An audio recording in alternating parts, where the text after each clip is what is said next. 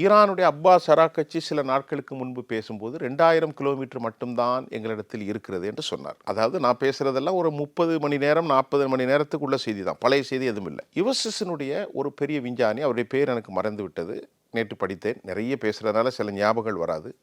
அவர் என்ன சொல்லியிருக்காருன்னா, இது முசுடு ஏவுகணை, இது எங்கே உள்ளது, அது பேர் முசுடு. முசுடு என்றால் தமிழிலே சொல்வார்கள் ரொம்ப அதிகமாக சினம் கொள்ளக்கூடியவர்கள்னு கூட ஒரு இது உண்டு, ரொம்ப முசுடாக இருக்கானே அப்படின்னு சொல்லுவாங்க. இந்த ஏவுகணையை ஜிபிஎஸ் தொழில்நுட்பத்திலிருந்து எல்லாவற்றையும் மாடிஃபை பண்ணி தான் அதைத்தான் அவர்களுக்கு அச்சுறுத்தி டியூகோ கார்சியாவில் 4000 கிலோமீட்டர் அடித்திருக்கிறார்கள் என்று ஒரு செய்தி.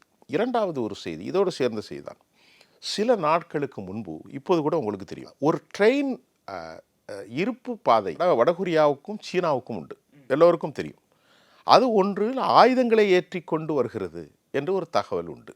அதை அமெரிக்காவுடைய சேட்டலைட் கண்காணித்து கொண்டிருந்தது. அதையும் நாம் இங்கே சொல்லவில்லை, வேறு இதில் சொல்லியிருந்தோம். அங்கிருந்து புறப்படுகிற ட்ரெயின் ஏராளமான ஏவுகணைகளை கொண்டு வந்து அது சீனாவிலே கொண்டு நிறுத்தப்பட்டது. சீனாவை அவர்கள் தாக்கிவிட முடியாது. அமெரிக்கா தாக்கினால் நிலைமை பெரிதாக ஆகிவிடும். ஏன்னால் அவர்களுக்குள் குடுக்கல் வாங்கல் கொள்முதல்கள் ஏராளமாக இருந்து கொண்டிருக்கிறது. சீனாவிலிருந்து மற்றொரு கப்பலில் ஏராளமான வடகொரிய ஏவுகணைகள், தளவாடங்கள் இங்கே வந்து சேர்ந்துவிட்டது. எங்கே? ஈரானில். நல்லா புரிந்து கொள்ளுங்கள். ஈரான் இவ்வளவு தெளிவாக, இவ்வளவு தைரியமாக இருப்பதற்கு முதல் காரணம், மிகப்பெரிய தியாகத்தை அவர்களுக்கு செய்வதற்கு சீனாவை விட வடகொரியா இருக்கிறது.